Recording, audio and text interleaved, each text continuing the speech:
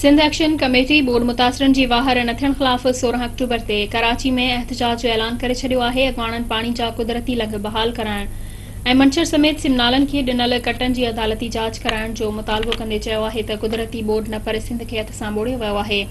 बरसातनि ऐं बोड़ खां पोइ बीमारियुनि में माण्हू मरी रहिया आहिनि। इस्पतालुनि में मरीज़नि जे इलाज लाइ के बि सहूलियतूं न आहिनि। 10 अक्टूबर ते सॼी सिंध में डीसीज़ ऑफिसनि आॾो एहतजाज कयो वेंदो। सिंध एक्शन कमेटी जो सरबराही इजलास जामशोरे में कन्वीनर सैयद जलाल महमूद शाह जी सदारत हेठि थियो, जंहिंमें अयाज़ लतीफ़ पलीजो, सैयद ज़ैन शाह, हैदर शाहानी, सैयद लाल शाह, नवाज़ खान ज़ौर, अरबाब भील, निसार लगारी ऐं ॿियनि शिरकत कई।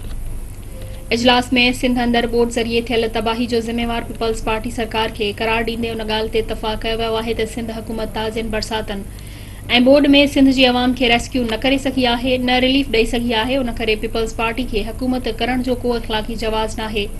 उन्हनि खे फौरी तौर ते इस्तीफ़ा ॾियणु घुर्जे। इजलास खां पोइ सैयद ज़ैन शाह ॿियनि अॻवाणनि अयाज़ लतीफ़ पलीजो, हैदर शाहानी सां गॾु प्रेस कॉन्फ्रेंस कंदे चयो त सिंध में बरसातनि ऐं ॿोड़ सबबि 2 करोड़ माण्हू मुतासिर थिया आहिनि। लखे माण्हू रोडनि ते खुलियल आसमान हेठि वेठल आहिनि, जिन खे 2 वेला मानी बि कोन थी मिले।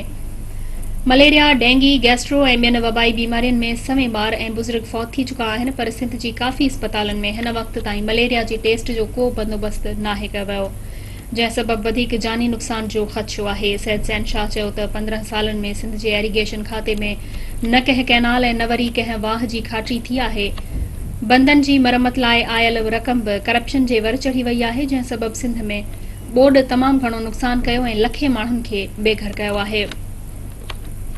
सैयद ज़ैन शाह ऐं ॿियनि अॻवाणनि चयो त ज़राअत जी बहाली लाइ हारियुनि ऐं आबादगारनि खे ॿिज भाण मुफ़्त में फराहम कयो वञे, संदन ज़रई कर्ज़ ऐं टैक्स माफ़ कया वञनि त जीअं मुआशी तौर माण्हू पंहिंजे पेरनि ते बीही सघनि। ज़ैन शाह चयो त बोर्ड में लुठी वियल ऐं लॾ पलाण सबबि गैस्ट्रो ऐं ॿियनि वबाई बीमारियुनि में मरी वियल माण्हुनि जी माली मदद कई वञे।